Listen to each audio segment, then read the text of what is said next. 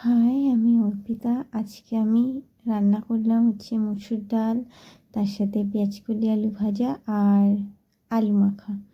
তো প্রথমেই মসুর ডালটাকে আমি সেদ্ধ করতে বসিয়ে দিলাম, তার সাথে একটু নুন দিয়ে দিলাম যাতে আরও তাড়াতাড়ি সেদ্ধ হয়।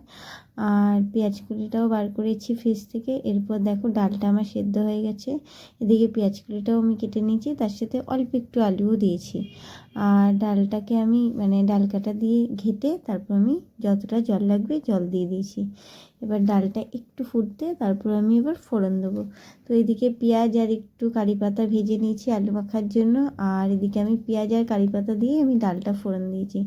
আর একটু নুন লাগতো, তো আমি একটু নুন অ্যাড করেছি আর হলুদও দিয়ে দিয়েছি। আর এদিকে আমি নামানোর আগে তাও ধরো 10 মিনিট আগে যখন ফুটবে তখন আমি একটু দিয়েছি টমেটো, হাফ টমেটো আর একটাই কাঁচা লঙ্কা দিয়েছি, বেশি ঝাল করব না তাই। আর ডালটা কিন্তু খেতে খুব ভালো লাগে, এরকম একটু সবজি টমেটো কারি পাতা ভালো লাগে খেতে, ভীষণই ভালো লাগে।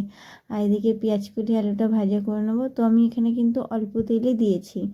যেদিন নিরামিষ এই ধরনের খাবার খাই সেদিন একটু অনেকটাই লাইট খাওয়ার চেষ্টা করি, তেলটাও কম খাওয়ার চেষ্টা করি। কেন বাকি দিন তো আমরা যখন মাছ মাংস রান্না করি তখন মোটামুটি একটু রিচ হয়ে যায়। তো যতটা পারি আমি সবজি যেদিন করি সেদিন অনেকটাই লাইট করার চেষ্টা করি। তো আমি এখানে একটু হলুদ দিয়েছি আর নুনও দিয়েছিলাম। আর এদিকে হচ্ছে আমি জলেই সেদ্ধ করব, পুরোটা অয়েলে ফ্রাই করব না, একটু জাস্ট নেড়ে চেড়ে তারপর নুন হলুদ দিয়ে আর জল দিয়ে দিয়েছি। এই জলেই মেন সেদ্ধ হবে বলতে পারো, সেদ্ধ ভাজা। তো দেখো এটা কিন্তু একটু 10 মিনিট মতো।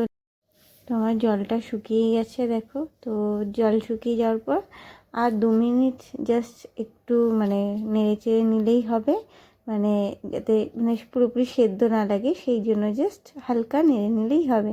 তো দেখো আমার পেঁয়াজকলি ভাজাও রেডি।